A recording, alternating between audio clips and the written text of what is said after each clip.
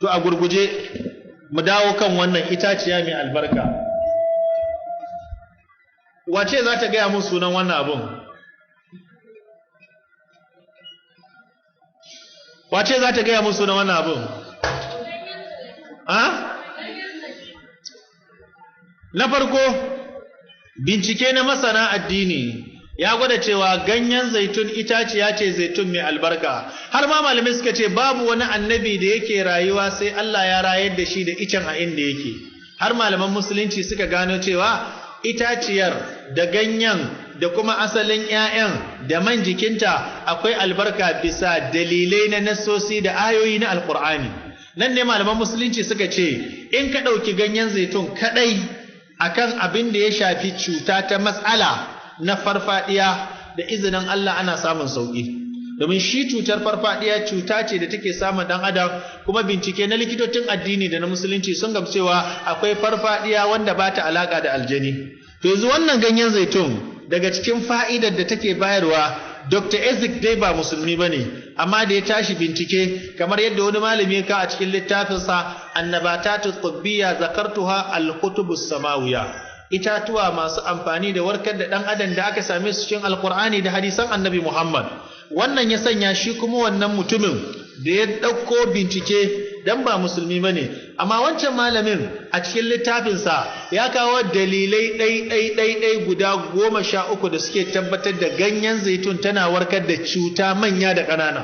Har ma an yi bincike a wata jami'a a Amurka 2010 suka ce sun gano mutumin da ke ɗauke da ƙwayar cutar HIV-1 suka ce in yana yawan tafasa ganyen yana sha ana samun raguwan cutar, garkuwan jikinsa yana hawa. Shi yasa wannan arne da ya ishara da wancan malaminmu na musulunci da ya rubuta mana fa'ida akan fawaid min waraqati zaitun, wai fa'ida daga cikin ganyen zaitun, shi kuma wannan arnan da ya tashi sai ya ce 9 proven olive leaf benefit, mana dalilai shi kuma guda tare ya samu wanda ganyen zaitun yake warkarwa. Dalili na farko, duk mutumin da yake fama da tsananin hawan jini, in jininsa yana hawa har yana so ya taba masa ido baya gani sosai, in yana tafasa ganyen zaitun yana sha ana samun waraka da izinin Allah. Mutumin da ke fama da farfadiya, in yana tafasa ganyen zaitun yana shansa kafin ya karya da zuma, yana shansa kafin ya ci abinci, ana samun sauki da izinin Allah. Haka mutumin da ke fama da diabetes, wanda yake da diabetes, in yana tafasa ganyen zaitun ya sha shi kafin ya karya, bayan ya ci abinci ya sha, da rana ya sha, bayan ya ci abinci ya sha, da daddare ya sha, kafin ya kwanta ya sha, yana samun waraka. Kuma shan ganyen zaitun yana reducing na risk of cancer.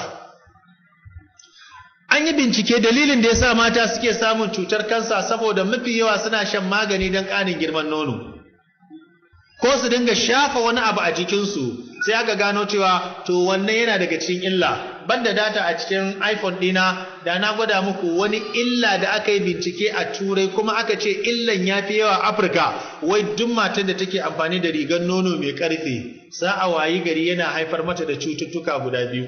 Na farko yana sanya mata ƙuraje, wasu ƙananan ƙuraje, wannan soson da ƙarfen, shi ƙarfen hukin yake yi, wannan soson suka ce akwai mai illa. Mace bata waye gari ba sai ku ga mace tana zaune tana haka, ko ba ku gani a gidan biki? Ba sa yi wasu ko ta cikin hijabi? Illar rigar nono. Wasu kuma za ku ga yana takura musu saboda wannan ƙarfen. Shi yasa suka ce yana da matukar illa. To in mace tana sha tana samun sauki. Yawan mantuwa da wauta, yaro na zubar da yawo, babban mutum ya zama dolo, amfani da shi yana magani da izinin Allah. Sai kuma waɗanda ƙiba da girma ya musu yawa har suka samu cutar arthritis, sanyin ƙashi, amosanin ƙashi. In mace tana tafasa ganyen zaitun tana sha yana samun sauki. Sannan kuma matan da take fama da matsala na fata, yana killing bacterial and fungal. Shine kwayoyin cutar da suke shiga mace ta waye gari, in kika je anguwa kika yi wanka da wani ruwa sai kai kuraje su feso miki, ko ki dinga samun tabaran fata a jikinki. Duk abin da zai bi jininki ya cutar da fatarki, duk abin da zai taba fatarki ana amfani da shi naturally. Sannan wanda yake da mai fama da ciwon kunne, in kina tafasa shi ana sha ana digawa a kunnan, ana samu. Suka ce shi yana curing ne na duk wasu bacterial na fungal, sannan kuma suka ce duk wani infection wanda yake shiga cikin kunne in ana shansa ana samun nasara da izinin Allah. Yana improving na immunity system ɗin jikin ɗan adam, wato yawan shansa ƙanƙanin zazzaɓi, ƙanƙanin mura, ƙanƙanin ciwo ba zai sa ki faɗi ba.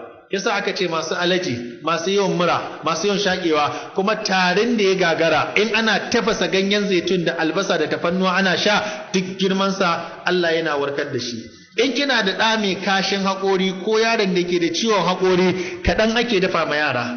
Sannan kuma shi ganyen zaitun in mutum yana yawan amfani da shi, namiji ko mace wanda yake fama da matsala na cutar mahaifa musamman mata, domin yanzu ya kai ga cewa a yankin Algeria matan da suke fama da infection in suka ɗauki wannan suka tafasa suka shiga ciki suka zauna, to da izinin Allah ba za su yi sati ba Allah zai warkar da su. Amma in mace tana fama da fibroid, ana so ta mai da shi ya zama ruwan shayinta, ana samun sauki da izinin Allah. Waɗannan suna da